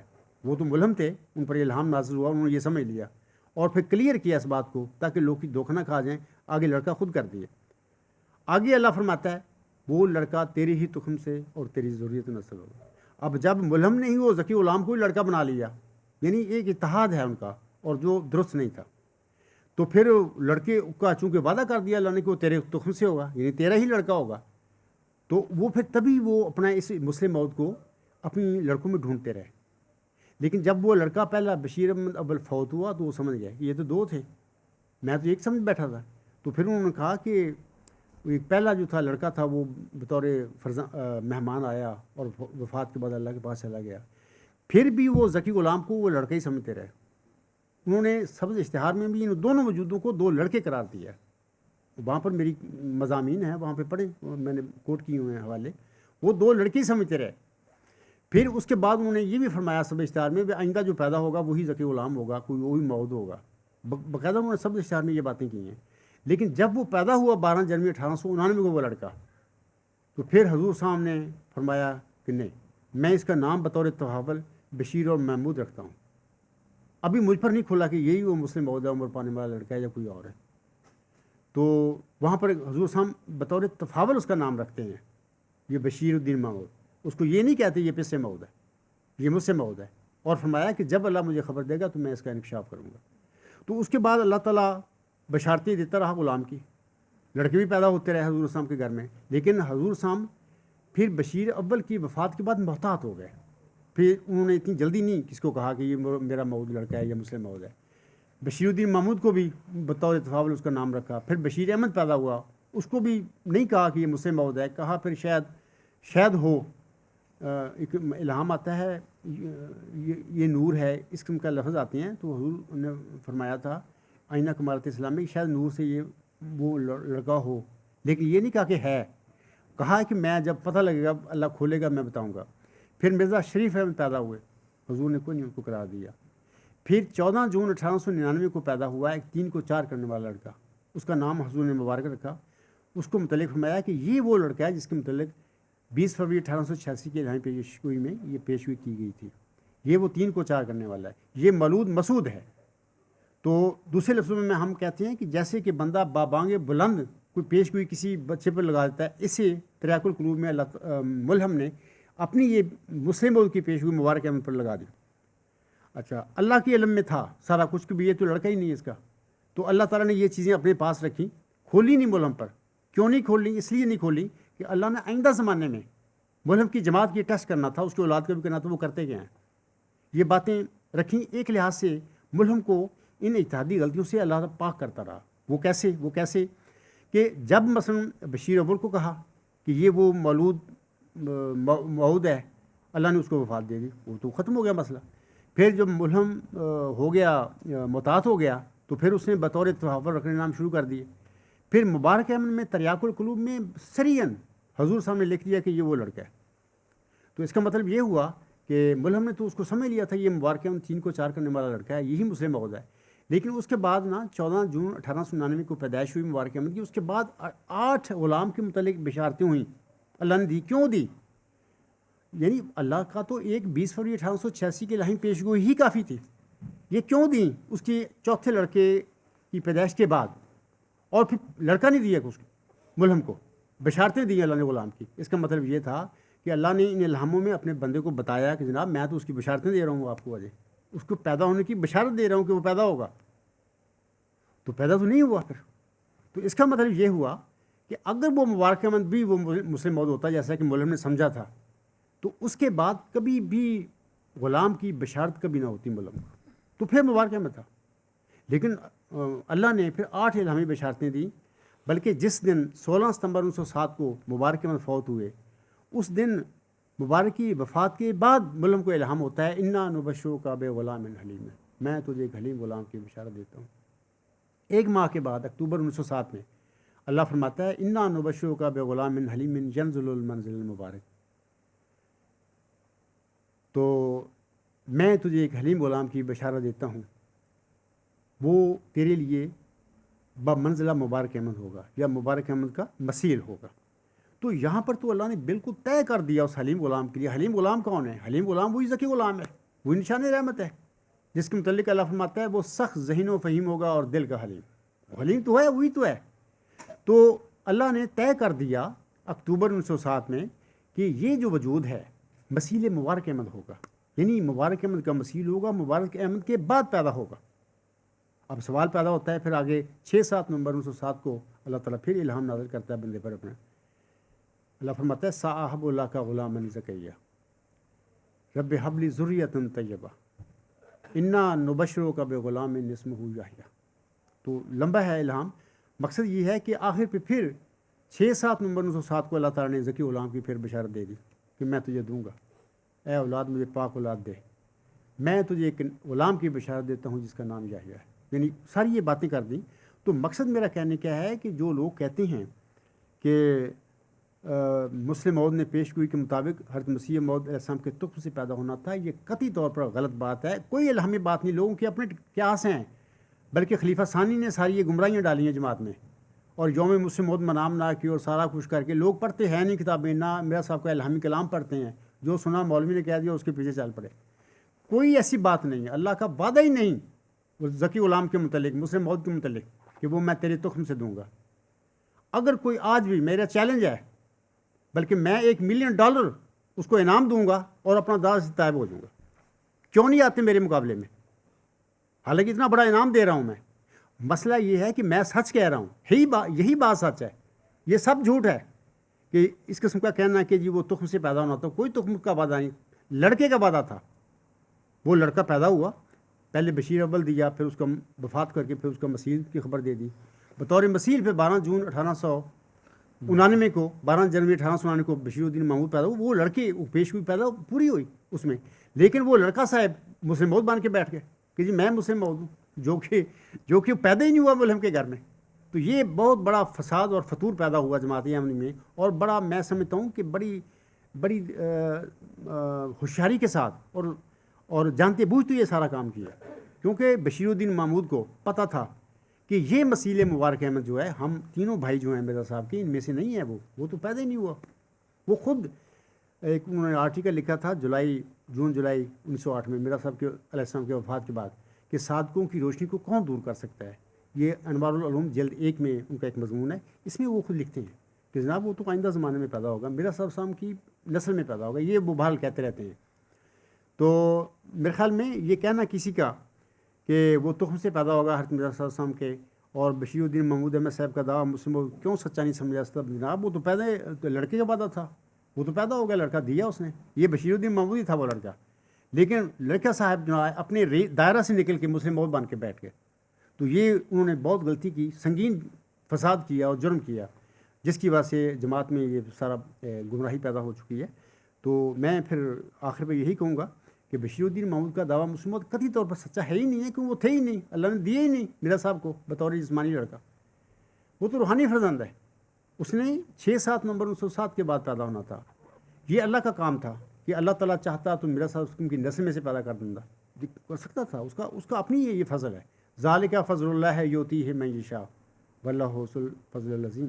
تو میں یہ سمجھتا ہوں کہ یہ اللہ تعالیٰ نے یہ جو لاٹری تھی اس عاجز کے، جس نے کبھی سوچا بھی نہیں تھا زندگی میں، نہ میرے باپ نے، تو اس عاجز کے نام پر یہ لگا دی اور مجھے کھڑا کر دیا اور مجھے بتا دیا کہ وہ ذکی غلام جس کی چلہ ہوشیارپور میں نے اپنے ملہم کو خبر دی تھی وہ تو ہے. بشیر الدین محمود تو تھے ہی نہیں، وہ تو پیدا نہیں کیا میں نے. تو یہ میں سمجھتا ہوں آپ کے سوال کا جواب کافی آ گیا ہے. تو اگلے سوال پھر کریں. حضور اس کا مطلب یہ ہوا کہ پھر ہمارے احمدی بھائیوں کے ہاتھ سے خلافت بھی گئی اور مسلم موت بھی گیا؟ بالکل ہے ہی نہیں، وہ تو ویسے بنائی ہوئی ہے. اللہ نے کہا وہ دیا ہی نہیں، مسلم موت کو بطور جسمانی لڑکا تو دیا ہی نہیں مرزا صاحب علیہ السلام کو. تو پھر یہ جو ساری کارروائیاں ہیں تو جناب مرزا بشیر الدین محمود احمد صاحب نے کی ہوئی ہیں. تو وہ جب انسان کا جماعت کسی پر قبضہ ہو جائے، اس کی لیڈرشپ پر اپنے کنٹرول میں کر لی جائے، لوگ ہوں، اور پھر ان کے والد صاحب تھے مسیح موعود امام مہدی علیہ السلام تھے، لوگوں کے دلوں میں عقیدت تھی، تو پھر وہ جو کہتے تھے وہ کہتے تھے کہ ٹھیک ہے یہ سچ ہی کہتا ہوگا، جبکہ وہ قطعی طور پر سب جھوٹ تھا. کیونکہ اللہ تعالیٰ نے اپنے الہامی کلام جو مرزا صاحب پر نازل کیا ہے اس میں بتا دیا کہ میں یہ تجھے بطور لڑکا نہیں دوں گا. مجھے بتا دیں محمودی خلفاء اور علماء مسیل مبارک احمد مرزا صاحب وسلم کے لڑکوں میں سے کون ہے، بتائیں مجھے. وہ تو دیا ہی نہیں اللہ نے. جو لڑکا یا جو وجود جو موعود مجھ سے دیا ہی نہیں، وہ بشیر الدین محمود کیسے ہو سکتا تھا؟ تو میرے خیال میں کافی ہو گیا. جزاک اللہ. تو میرا آخری سوال ہے، یہ میرے پاس یہ سوال ہے، کیا سراج منیر حضور کی کتاب ہے، کیا سراج منیر میں کوئی ایسا الہام حضرت مسیح موعود علیہ السلام کا ہے جس میں پسر موعود کا 9 سال کے عرصہ میں پیدا ہونے کا وعدہ دیا گیا تھا؟ اگر نہیں تو یہ 9 سال کے عرصہ کا ذکر اور حوالہ کیوں دیا جاتا ہے؟ میں آپ لوگوں کو مختصر بتانا چاہتا ہوں اس سلسلے میں کہ یہ جو 9 سال کا ہے یہ سراج منیر کا جو حوالہ ہے، تو تفصیل جو احباب ہیں وہ میرے مضامین میں سے پڑھ سکتے ہیں، اور خاص کر آرٹیکل نمبر 30 جو ہے نا، الہامی پیشگی مسلم موعود کی حقیقت سبز اشتہار کی روشنی میں، یا ایک مضمون ہے 92 اس کا مجھے نام نہیں یاد، اس میں بڑی تفصیل سے میں نے باتیں لکھی ہیں، یہ حوالے بھی میں نے کوٹ کیے ہیں، بتایا ہے. اصل میں بات یہ ہے کہ یہ جو سراج منیر کے حوالے کی بات کی جا رہی ہے نا، اس سراج منیر میں کسی مسلم موعود کی حضور صاحب نے بات نہیں کی، کسی پسر موعود کی بات نہیں کی. میں وہ حوالہ پڑھ دیتا ہوں پہلے آپ کو. حضور صاحب فرماتے ہیں، یہ سراج منیر صفحہ 31، 1897 میں یہ کتاب یا رسالہ چھپا تھا، روحانی خزائن جلد 12 صفحہ 36، تذکرہ صفحہ 133، حاشیہ ایڈیشن چہارم. اب سنیے، حضور صاحب فرماتے ہیں، 5ویں پیشگوئی میں نے اپنے لڑکے محمود کی پیدائش کی نسبت کی تھی کہ وہ اب پیدا ہوگا اور اس کا نام محمود رکھا جائے گا. اب دیکھیں، 5ویں پیشگوئی اپنے لڑکے محمود کی پیدائش کے مطابق کی تھی کہ وہ اب پیدا ہوگا. یہاں پر مسلم موعود پسر موعود تو بات نہیں کی حضور صاحب نے. ایک لڑکا محمود، اس کی پیدائش کی پیشگوئی کر رہے ہیں حضور صاحب.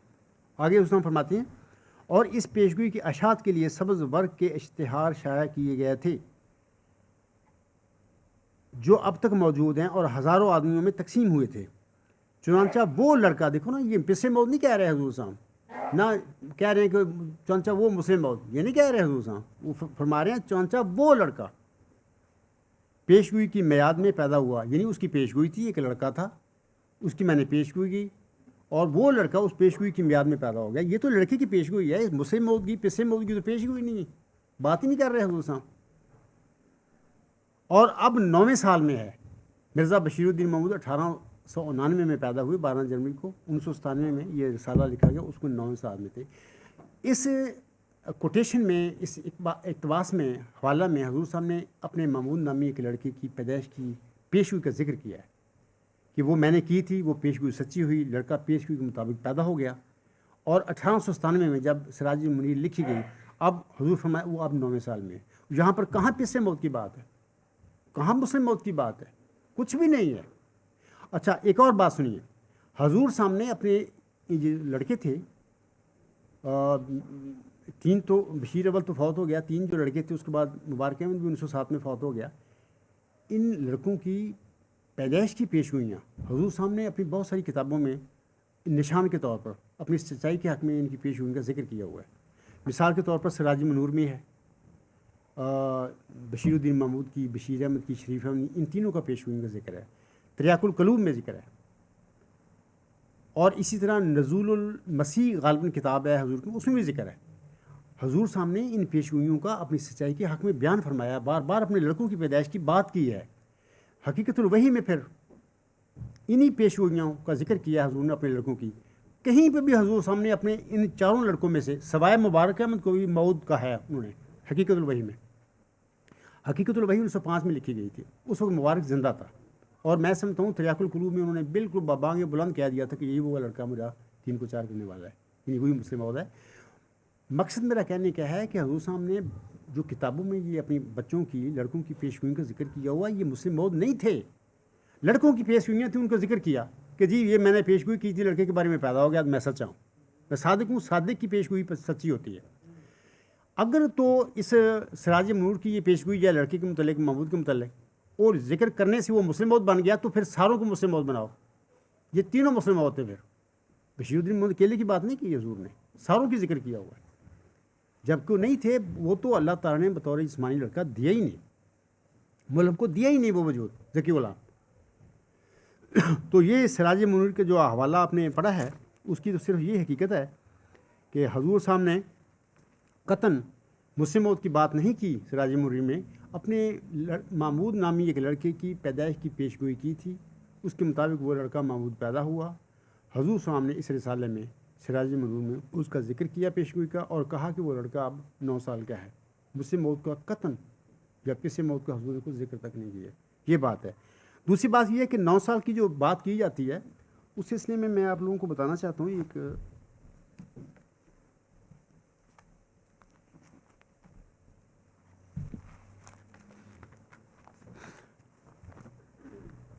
وہ یہ ہے کہ 22 مارچ جو ہے 1886 میں ایک حضور صاحب نے ایک اشتہار لکھا تھا، اس میں حضور صاحب نے فرمایا تھا لیکن ہم جانتے ہیں کہ ایسا لڑکا باموجب وعدہ الہی 9 برس کے عرصہ تک ضرور پیدا ہوگا، خواہ جلد ہو خواہ دیر سے، بہرحال اس عرصہ کے اندر ضرور پیدا ہوگا۔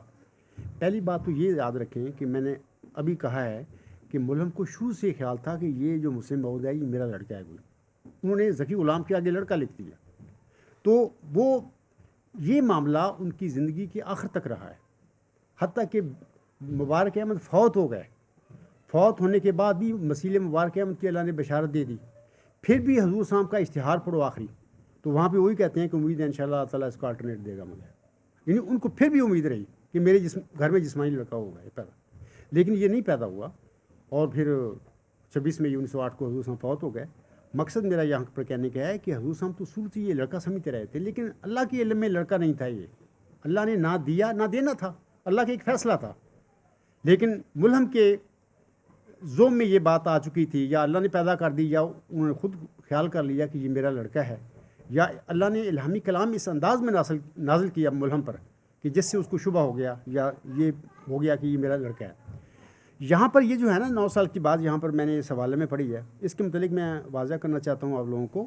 حضور صاحب فرماتی ہیں لیکن ہم جانتے ہیں کہ ایسا لڑکا باموجب وعدہ الہی 9 برس کے عرصہ تک ضرور پیدا ہوگا۔ یہاں پر یہ یاد رکھیں، باموجب وعدہ الہی 9 برس تک نہیں جا رہا، باموجب وعدہ الہی ایک غور طلب بات ہے۔ یہ کیا ہے؟ باموجب وعدہ الہی سے مراد وہ نشانی رحمت ہے جس کی چلہ ہوشیار پور میں اللہ نے ملک کو خبر دی تھی۔ خبر کیا تھی میں تجھے ایک رحمت کا نشان دیتا ہوں اسی کے موافق جو تو نے مجھ سے مانگا. یہ وہ خبر ہے, وہ وعدہ ہے جس کا حضور یہاں پر ذکر فرما رہے ہیں. حضور فرما رہے ہیں لیکن ہم جانتے ہیں کہ ایسا لڑکا باموجب وعدہ الہی, چونکہ حضور صاحب و ذکی غلام کے آگے لڑکا لکھ دیا حضور نے, وہ سمجھ رہے تھے کہ لڑکا ہے میرا, تو انہوں نے لڑکا لکھا. لیکن وعدہ الہی سے یہاں ملہم کی مراد وہ چلہ ہوشیار پوری میں دی گئی, وہ پیش ہوئی ہے مسلم موت کی. 9 آگے فرماتی ہیں حضور صاحب 9 برس کے عرصہ تک حضور پیدا ہوگا. یہ ملہم کا اپنا اجتہاد ہے, ان کا خیال ہے, اجتہاد ہے کہ 9 برس تک ہو جائے گا پیدا. باموجب وعدہ الہی سے مراد وہ مسلم موت کی پیش ہوئی کا وعدہ ہے, مسلم موت کا وعدہ ہے. یہاں پر کیا کیا گیا ہے, باموجب وعدہ الہی 9 برس کو وعدہ الہی بنا دیا گیا کہ اللہ نے وعدہ کیا 9 برس کا, جبکہ باموجب وعدہ الہی کے الفاظ اس پیشی ہوئی جو ہے الہامی پیشی ہوئی مسلم اس کی طرف جا رہے ہیں. ملہم نے اتحاد کیا, قیاس کیا کہ 9 برس تک یہ بندہ پیدا ہو جائے گا, کیونکہ وہ سمجھتے تھے میرا لڑکا ہے, میرا لڑکا پیدا ہو جائے گا. اچھا اگلی سنیے باتیں کہ یہ تو 22 مارچ 1886 کی بات ہے. اگر ہم اس میں 9 ڈالیں تو یہ 22 مارچ یا 21 مارچ 1895 بن جائیں گے, وہاں پہ 9 سال پورے ہو جاتے ہیں. تو اللہ تعالیٰ نے ملہم پر 95 کے علاوہ 1899 14 جون کو پیدا ہو گیا تھا ان کا چوتھا لڑکا. اس کے بعد 8 الہامی بشارتیں نازل فرما دیں غلام کے متعلق. اگر یہ 9 سال میں پیدا ہونا تھا تو یہ الہامی بشارتیں جو 1895 کے بعد ہوتی ہیں یہ کس وجود کے لیے تھیں؟ اس کا مطلب یہ ہے کہ یہ جو الفاظ ہیں جو میں پڑھ رہا ہوں, لیکن ہم جانتے ہیں کہ ایسا لڑکا باموجب وعدہ الہی 9 برس کے عرصہ تک ضرور پیدا ہوگا, خواہ جلد ہو خواہ دیر سے, بہرحال اس عرصہ کے اندر ضرور پیدا ہوگا. یہ الفاظ ملہم کے اپنے ہیں, الہامی الفاظ نہیں ہیں. لیکن 13 الہامی بشارتیں غلام کے متعلق وہ الہامی کلام ہے, میرا صاحب علیہ السلام پر نازل ہوا. اور خود میرا صاحب السلام فرماتی ہیں کہ میری بات غلط ہو سکتی ہے, میں انسان ہوں, لیکن اللہ کی بات جو مجھ پر نازل ہوتی ہے, جو وحی ہوتی ہے, وہ ہر قسم کی غلطیوں سے پاک ہے. ایک شعر ہے ان کا کہ خدا کے قول سے قول بشر کیوں کر برابر ہو, وہاں قدرت یہاں درماندگی فرق نمایاں ہے. مقصد میرے کہنے کا ہے کہ جو بھائی یا جو جماعتی احمدیہ مود کے لوگ اس کو 9 سال کو بناتے ہیں, یہ تو 9 سال تو 1895 میں ختم ہو گئے, تو اس کے بعد وہ غلام کی بشارتیں ہوتی رہیں. یعنی 14 جون 1899 کے بعد 8 الہامی بشارتیں ہوئی ہیں. وہ کیوں ہوئی تھیں؟ وہ وہی پسے موت تو ہے, مسلم موت کی بشارتیں ہو رہی ہیں. اگر وہ پیدا ہو گیا تھا 9 سال کے اندر تو وہ کیوں بشارتیں ہوئیں؟ اس کا مطلب یہ ہے کہ یہ ملہم کا اپنا اتحاد تھا 9 سال کا, اور باموجب وعدہ الہی کے الفاظ 9 سال کی طرف نہیں جاتے.